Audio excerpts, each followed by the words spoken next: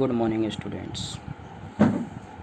Previous classes में हम लोगों ने इंट्रोडक्शन टू ट्रिग्नोमेट्री में ट्रिग्नोमेट्री के रेशियोज़ ऑफ एंगल्स के बारे में डिस्कशन किया था और उसके सारे वैल्यूज़ को देखा था कि कैसे ट्रायंगल में, राइट एंगल ट्रायंगल्स में sine angle, cos, tan, cot और कॉसेक और सेक का वैल्यू हम लोग फाइंड कर सकते हैं और कैसे देखें कि कौन सा ट्रिग्नोमेट्री जो वैल्यू है साइन कॉस किसके इन्वर्स या उसके ऑपोजिट वैल्यूज़ आते हैं।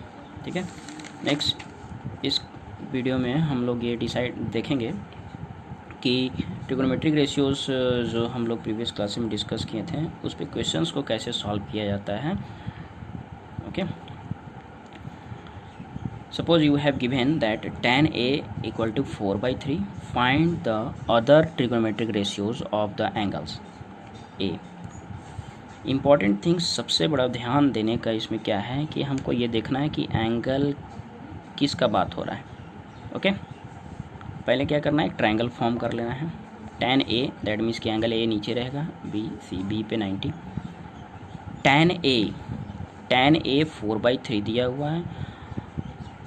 प्रीवियस वीडियो में हमने डिस्कस किया है कि tan का वैल्यू जो होता है वो परपेंडिकुलर बाई बेस होता है, तो इस एंगल के लिए परपेंडिकुलर BC है और बेस AB है, तो BC by AB that means कि हम लोग BC की जगह पे 4 लिख सकते हैं और AB की जगह पे 3 लिख सकते हैं। Okay, and then after sine cos का यूज़ करने के लिए या उसके वैल्यूज़ को फाइंड करने के लिए हमको इसका हाइपोटेन्यूज का यूज़ करना पड़ेगा। तो हाइपोटेन्यूज सबसे पहले हम लोग फाइंड कर लेते हैं। पाइथागोरस थ्योरम का यूज़ करके हम लोगों ने क्या किया, इस ट्रायंगल में हाइपोटेन्यूज फाइंड कर लिया। AB square equal plus BC square equal to 3 square plus 4 square 5, ये वैल्यू मेरा AC का आ गया। मतलब किसी भी क्वेश्चंस में अगर वैल्यू 2 दिया हुआ है तो हम लोग तीसरे वैल्यूज़ को पाइथागोरस थ्योरम से पहले फाइंड करेंगे। अभी क्वेश्चन में लिखा हुआ था कि ट्रिग्नोमेट्रिक रेशियोज़ के सारे वैल्यूज़ को फाइंड करना है, तो ट्रिग्नोमेट्रिक रेशियो के सारे वैल्यूज़ में साइन, कॉस, कॉट, टैन और कॉसेक सेक आते हैं।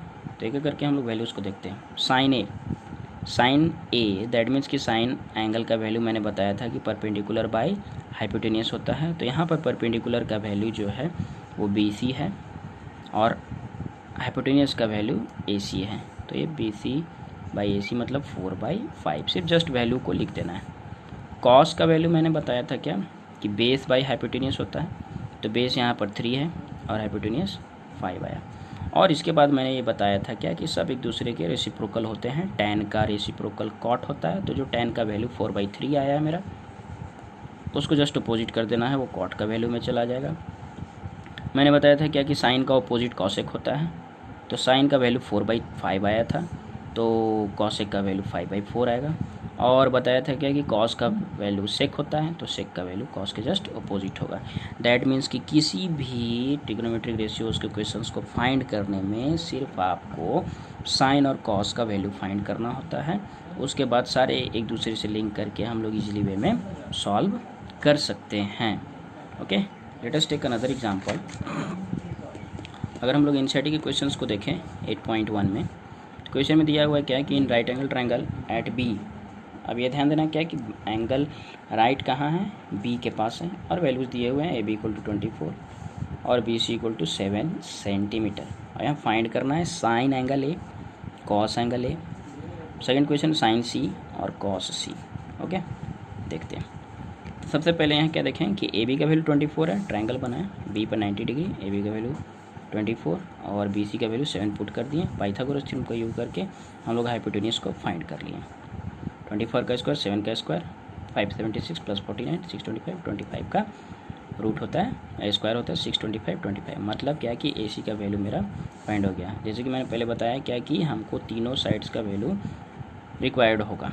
ओके, क्वेश्चन में दिया हुआ है साइन A और कॉस A फाइंड करने का। तो साइन A का बात करते हैं तो इस एंगल के लिए साइन A है, ठीक है।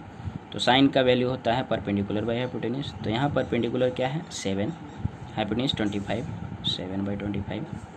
कॉस है, इसी एंगल का बात हो रहा है, कॉस का होता है बेस बाई हाइपोटेन्यूज, तो बेस में कितना है 24, हाइपोटेन्यूज कितना है 25, तो 24/25। अब नेक्स्ट क्वेश्चन में जो है यहाँ पे चेंज हो गया एंगल सी का बात किया जा रहा है। मोस्ट इम्पोर्टेंट यही देखना है कि कौन सा एंगल का क्वेश्चन में बनाने को बोल रहा है। उस क्वेश्चन में हमको इसी एंगल को देखकर चलना है और वैल्यूज़ को चेंज करना है।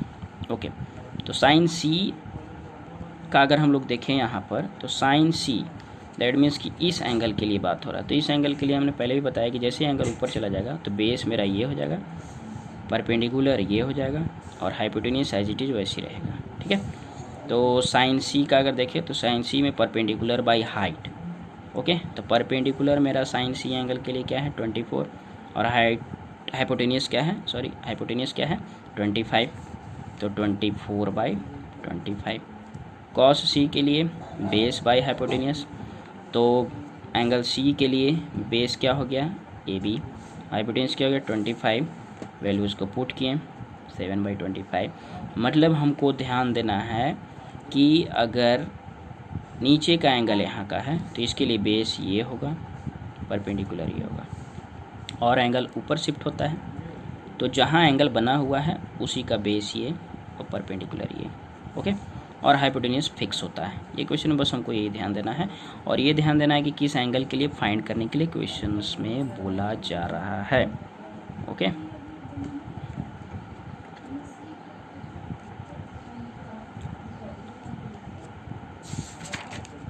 नेक्स्ट क्वेश्चन को देखते हैं। इसमें क्वेश्चन नंबर 4 है, दिया हुआ क्या given 15 cot A = 8, find the sine A and sec ए।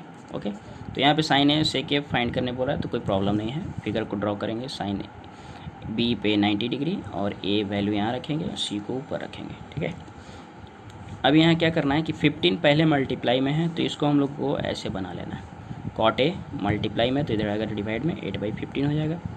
अब cot A मतलब कॉट का वैल्यू होता है क्या, हम लोग को पता है क्या कि बेस बाय परपेंडिकुलर, तो बेस में 8, परपेंडिकुलर में 15 पुट कर दिए और पाइथागोरस थ्योरम का यूज करके हम लोग हाइपोटेन्यूस को फाइंड कर लेंगे। देन आफ्टर साइन और सेक का वैल्यू ईजिली वे में हम लोग फाइंड कर सकते हैं। ओके, किसी तरह का अगर प्रॉब्लम होता है तो आप मुझे कॉल कर सकते हैं या कमेंट कर सकते हैं इस वीडियो पे।